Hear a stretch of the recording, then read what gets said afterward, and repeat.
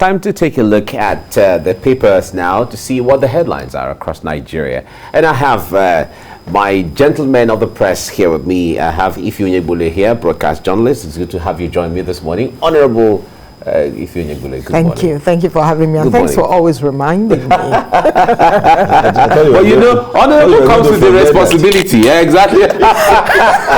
Yes. No, you has to do with the exactly. Very good. With the Dario Dufo, thank you very much for coming as well. Thank you. Yeah. Now let's begin with Business Day. Business Day newspaper says close to 50,000 contributors tap 25 billion naira pension over hash economy.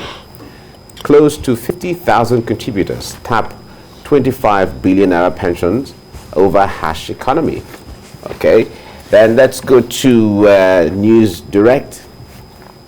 News Direct says 2021 budget, Senate approves 2.34 trillion naira foreign loan request. Senate approves 2.34 trillion naira foreign loan request. Okay, and from there let's go to the national economy. National economy says federal government's 56 trillion naira 6-year budgetary allocations fail to gift economy. Federal government's 56 trillion naira 6-year budgetary allocation fails to lift economy. Okay, and from there let's go to the Punch newspaper. The Punch newspaper says Lagos, Abia, Zamfara, 12 other states' debts jump to 1.68 trillion naira. Yobe recorded highest increase of 1,994.08%. Our debt to GDP ratio still low. States, Lagos, okay, states borrowing for consumption, say experts. And that is what is most dangerous from what experts say. All right. From there, let's go to the Vanguard newspaper. Vanguard says budget 2022, federal government to fund 5.62 trillion naira deficit with loans. As the Federal Executive Council okays 2022 to 2024 medium-term expenditure framework and fiscal strategy paper. All right, and okay, 16 billion naira erosion control contracts under ecological funds and provides key budget assumptions. And Senate approves Buhari's 2.34 trillion naira external borrowing requests. All right, so it's all about the monies this morning. Trillion, billion, monies and monies all over the place. All right, Nigerian Tribune is next. 2022 budget, federal government to fund 5.62 trillion naira deficit with loans. National Assembly increases 2021 supplementary budget by 87 billion naira. Okay. Monies are flowing this morning. The Guardian is next. And Guardian says fresh loan request pushes Nigeria's public debt to over 35.5 trillion naira. Okay, but Buhari gets Senate approval for 2.3 trillion naira foreign loan request. Senate okays 982 billion naira supplementary budget, increases proposal by 86.9 billion naira. And federal government to fund 5.62 trillion naira deficit in 2022 budget with loans. All right, it's all about the monies and monies and monies and monies. Blueprint newspaper, at least it's deviating from the figures. Chief of Army Staff Yahaya saying, I've sent bandits, others to God to answer for their crimes. I've sent bandits, others to God to answer for their crimes. Assures of diligent anti-terrorism fight. Buhari elevates Chief of Army Staff to Lieutenant General. And insurgents kill 18 in Boss Mustafa's Adamawa community. Okay. There are still concerns with the issue of abduction of students as the Chief of Army Staff gives assurance to the nation. Moving on to the Leadership newspaper, 40 days after abduction, Niger Islamia pupils' health deteriorates. 40 days after abduction, Niger Islamia pupils' health deteriorates. Right. It's really troubling, I must say. Now, from there, let's go to Daily Independent. Daily Independent says APC Caretaker Committee tenure extension polarizes the party. APC Caretaker Committee tenure extension polarizes the party. That's Daily Independent. From there, let's go to First News. First News says, Presidency, conditions South must meet to get our support in 2023. Northern elders are giving out this.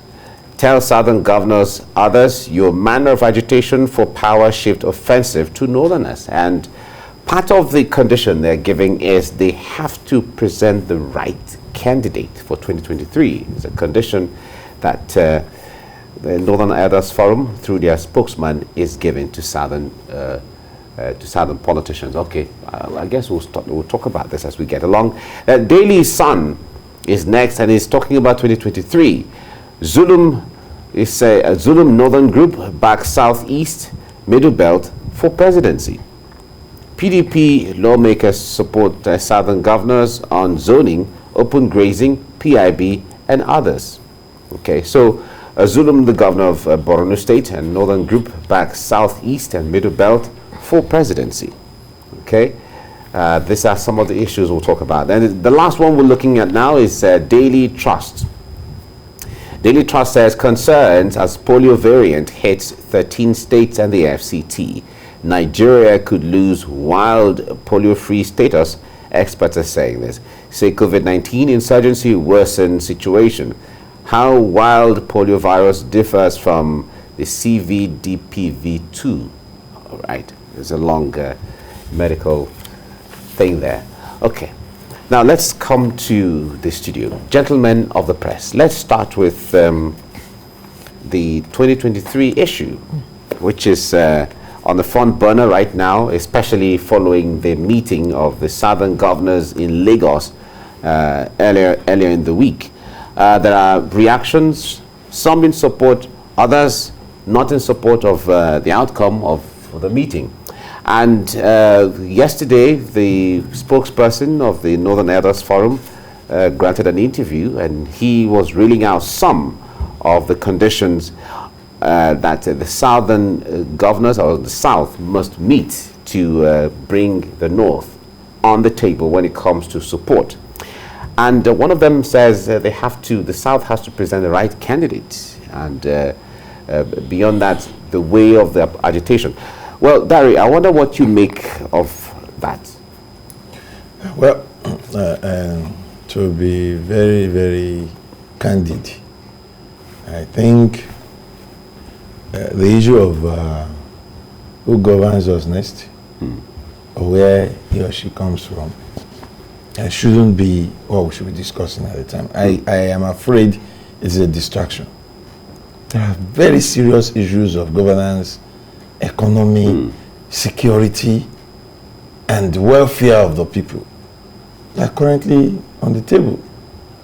So I will not be too pleased with any form of distraction. I hope our politicians are not once again trying to distract us from those things that concerns us, while they want us to discuss those things that concerns them. 2023, where the president must come from. I think that's for politicians. Before now, they know how they do it. But notwithstanding, since it is being thrown at us, one will be forced to chip in one's opinion. And my take on this is, if we have practiced zoning, and it has helped stabilize the country since 1999, then don't let's throw it away. Whatever already the usual music that we hear at times that we are hearing it, your manner of agitation is offensive. Your decision not to zone is provocative. Those are political languages. They know where they are going. They will still do zoning, but they want to do zoning their own way. Now, it's for the parties to decide. The political parties, you cannot go to a political party that is yet to produce any president at all. Say Labour Party or Accord Party or any other of such party, and you tell them you must zone your candidate to particular area, what will be your yardstick? They've not produced one before. So their own president can come from anywhere. And when you talk about PDP or APC, you look at the individual story of this party. So they consider a lot of things in arriving at zoning their own way.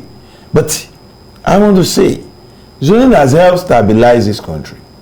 In 2015 and in 2019, zoning played vital roles in determining where the presidency came from. Okay. So, if the North, since 2015, will be rounding off its own 8 years double term as we've been following it in 2023, it simply behoves that the APC, which is a ruling party, should look in the direction of the South for its presidency. Then if you look at it the other way, we flip the coin and you come to PDP, you will realize that if the PDP started this issue of zoning, in fact it is entrenched in their own constitution. So if PDP itself want to respect its own rules, having lost power while a southerner was the president, PDP lost power to the APC, which produced a northerner that have been in power for 8 years. PDP naturally, in respect for its own rules, should say, okay, it is time for the South.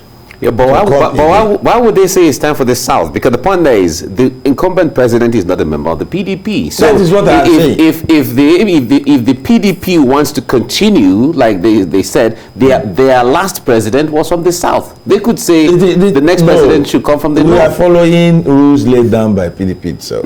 The last president of Nigeria is from the North. The current president of Nigeria, we don't have an APC or a PDP president. No. A Nigerian president. Yeah, but who is of a political party extraction? In the issue of zoning, it won't matter. Okay. All right, and that's what they should consider. Okay. But like the northern elders say, merit must not be sacrificed on the altar of zoning. The man, if you are zoning, the man the areas it is on to must bring should be somebody capable. All right. If you don't call with somebody capable, then you are defeating the idea of zoning. All right, capability. And on the front page of the Daily Sun, some groups in the north, as well as the governor of Borno State, Babagana Zulum, professor, is saying that they should be looking towards, the southeast or the middle belt for presidency 2023. What do you make of that? Well, I think it's something good to say. I just hope it doesn't end up where it is on the pages of newspaper. And I also want to believe that it could be some persons or group of persons wanting to court the southeast as it is. There's going to be a lot of trouble with this idea of saying the next president should come from a particular part of the country. Now, when you look at it, from the north, they're giving some kind of conditions.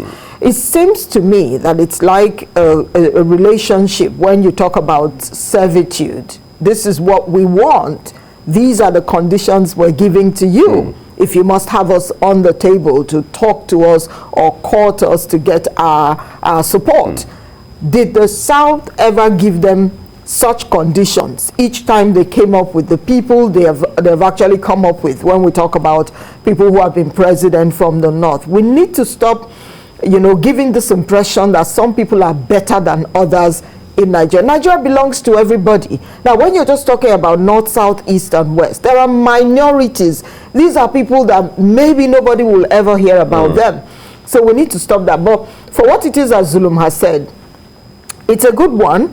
And he's also talking about the middle belt. And you're wondering, how exactly is that going to play out? There's a particular part, that's the southeast. They're saying, look, it is our turn. And when you look at it, you could give it to them to say, yes, it is their turn. And I'm glad that Zulum is seeing it from that perspective. I'm just hoping that the others will also see it. Now, Dari said something. do you have someone who you want to put out to say, look, this person is capable, let's all rally behind or around this person and push him forward? I think that's what we need to start talking about now. But we need to move away from all of this distraction of saying, we're giving you conditions, we're giving you conditions. It doesn't work like that. Nigeria does not belong to the North. It belongs to Nigerians, and Nigerians must decide what it's going to be. And we need to also stop talking about the APC and the PDP. There are other parties. Who says that Nigerians are not tired of the two parties, for crying out loud? That's the truth. People say to me, Ife, you have this appointment from an APC government. I say, yes, that's fine. It's my responsibility to see that my state, Imo State, actually moves forward. And I'm glad at what it is, some of the things that the governor is doing there. People might have their own idea of what it is that they expect from him or why he shouldn't be there. But get used to it. He's already there. The party should not be what it is. Now, it's the individual who's there, which is where I also see the president who's right there in office. It's not about that party. It's about the man who has taken office or taking that position, who should also see himself as the president of Nigeria, not the president of the North or president from of only people who come from Daura. So we need to divorce sometimes when people have stepped into those positions of authority. Take away the party, look at the person, think about what the person is doing and see how we can get to move forward. But I'm thinking I'll be glad, I'll be happy to see a president of Igbo extraction. Not those who go to change their names to say, Mike, you got to change your name now. Say you're Chukwuma and you want to run for office. No. Or maybe I am Olua Chukwuma, Mike. Well, I think it's interesting. It's really interesting, isn't it? Olua Chukwuma, Ahmed, Mike. If you finally narrowed it down to not a president of Southern extraction. Yeah, exactly. Not even a president of Eastern extraction. Igbo extraction. Yes, exactly. But it won't be a bad idea to have a president of Yoruba extraction too. No, We've had that how many times? No, but the point there is, we're going back to this rhetoric of, okay, the president has to come from where I come from. It has to come from there. It has to come from there. We have argued it here before that no states where any president has come from has been better off because than any other state, because Anambra states that produced the last Yoruba president was from Ogun State. Exactly. Take a trip to Ota on that road. Or you pass through. But without that man, Dare, you and I cannot be on this phone talking. I disagree. Somebody else will have done it. The world got there. No. Give it to him. The world got there. No, the point there is. I mean, Mike, you understand what I'm saying? No, of course. The world got there. Yeah, the point there is. will have been there. The point there is that commendation, credits, or criticism will go to whoever, whatever happened under his watch. While you were there. Yes. That's the thing. So whether if you were not there, it would have been, or if you were there, it would have been. It's no longer an issue. So that's the thing. But the point there is, some people are saying 2023 discussion at this time is too early. What do you make? I said it earlier. I just told you, in spite of the fact that one cannot fold his arm and say, I won't join the discourse. This to me is a distraction. We're in 2021. And you know this is the pattern in Nigeria. When you elect a governor or a president, he governs for just 2 years. The first 2 years. Because almost immediately after the first 2 years or towards the end of the second year, we start discussing politics. And the man wants re-election or he wants to install a successor. Is either of the two. Is either he wants re-election or he wants to install a successor. And then immediately we start discussing politics, we shift his attention to politics. Then every appointment, just watch it. They start dissolving their cabinets. They start dissolving the boards. They start making appointments. And watch those appointments. They are not made because these are the people who can work. They are made because these are my loyalists. These are the people I will use for the next election. Let me position them. These are these people that and as a way of giving them something, gratifying them ahead of time. Patronage. And then what suffers? Governance. And what is affected? The people. So when we begin to discuss politics and election so early, we are giving the politicians in power good reasons to abandon governance and shift their gazes to politics. We can wait a while. We can tarry a while. All right. For time to get nearer. For the right time, eh? For the right time. But if he doesn't agree, if he doesn't agree on that, if he says it is the time is now. Okay. Maybe we should also say that you don't have to be distracted with what it is that's going on. But how can we not be distracted? Let me tell you, the time is now for us to begin to ask the right questions. I'm sure you know what it's like, 12 months to election as it is all over the world. People begin to plan ahead. This is a time for me to begin to ask you questions about the 10.5 million people that you have lifted out of poverty. This is the time for you to tell me how you plan to lift 100 million persons out of poverty in the next 10 years when you have just 2 years to go. This is the time for me to ask you why it is that people cannot move from one place to the other, even though you promised that you are going to do some, give us some train tracks in some parts of the country. Yes, we're seeing some spring up in some other parts of the country. This is also the time to bring the minister who said to us that they can fix power within X number of months. We need to begin to ask those questions, and it's the opportunity that the APC has now to say to us, these are the reasons why you must think about voting us into office in 2023. When are you going to start asking those questions? Radio, TV, newspapers should come up with conversations where these things will be brought to the fore, and these people will come to answer these questions. So I do not think that it's too early. Rather, I think this is the right time. Okay, this is the right time. This is too early. This is not too early. The point there is the discussions are on already. We can see them on the front page of the newspapers, and every day these things come up. 2023. Now, on the front page of the National Economy, there is this story here that says the federal government's 56 trillion naira 6-year budgetary allocation fails to lift economy. Now, the point there is, if you look at the last 6 years, and you put all the budgets together, the 8 trillion, 9 trillion, 10 trillion, and all of that. That is what they've put together now. We're still, Nigerians are still crying for the same things they have cried for 6 years ago. 6 years ago. Those are the things we should be discussing. Mike, these are the things we should be discussing. And these are the things that should tailor and mirror our questions. 6 years ago you came with promises, a lot of promises, and people bought into it. A lot of expectation. People bought into it with a lot of expectation. You know why?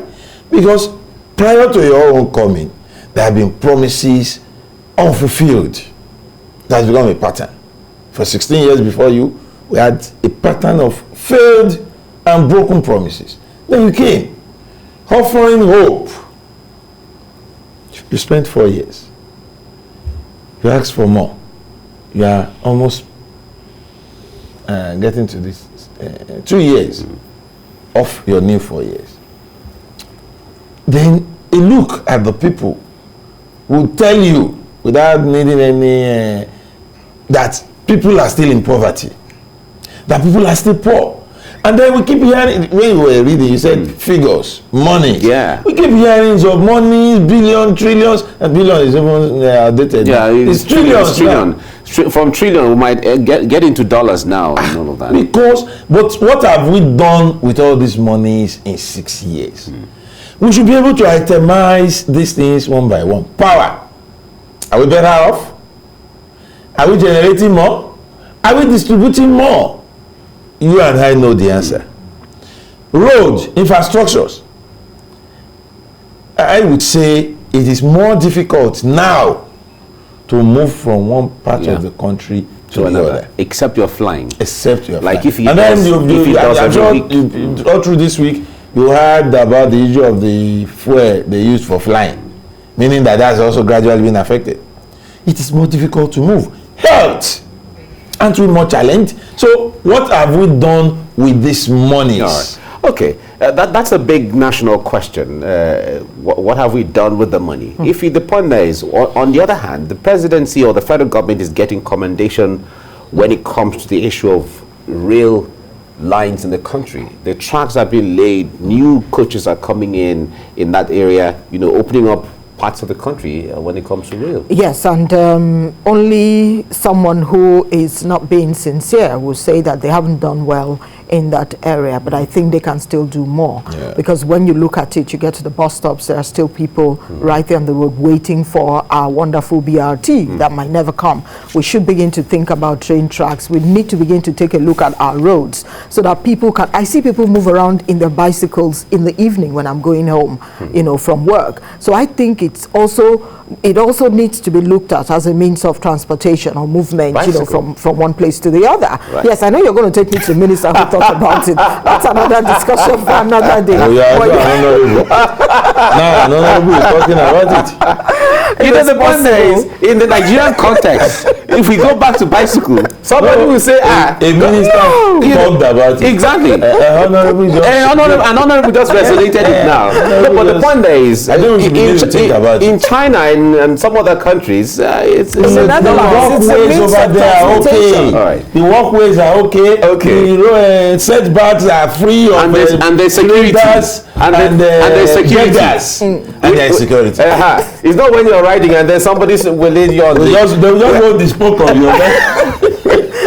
So we need a reorientation. All right, we have to say here now. When you think about bicycle, think about security. Honorable Ify, thank you very much for Thank you coming for on the having program. me. And let's get a bicycle. I guess we'll start from there somehow. Yes, we will. Dario Dufo, thank you very much. It's a for coming. pleasure. Thank you very much. Pleasure. Thank you. She will gift you a bicycle. Of course. Now that I've agreed.